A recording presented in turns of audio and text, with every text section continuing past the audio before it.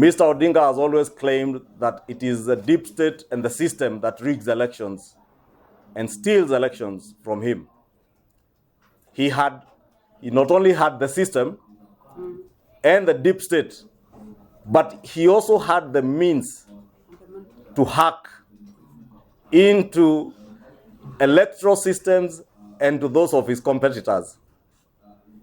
And therefore, we want to ask Kenyans to ignore the calls to incitement by Mr. Odinga in his endeavor to look for another handshake that His Excellency the President has been very clear will not happen, is not about to happen, and will never happen. And we want to encourage our President and our Deputy President that the people who voted for them and those of us who campaigned with them, we want to encourage them not to allow themselves to be intimidated into another handshake. The people of Kenya elected the government, they want to govern them. The people have moved on, and we want to ask even those who never voted for us, as we commend them for moving on, not to allow themselves to be incited. We have seen attempts with Mr. Odinga now calling on people to, in the pretext of prayers, to get into the central business district of Nairobi. You have all witnessed the very insightful statements in his rallies.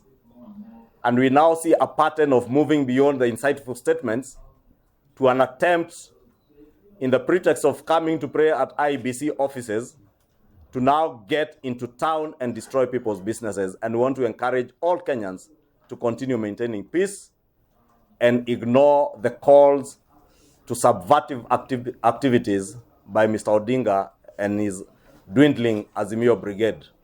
Since you all know that house is collapsing faster than it was built. And you're all aware that house was built through coercion. And that coercion cannot work now without the deep state. They used to coerce members of parliament, governors, and other leaders into the coalition of the unwilling.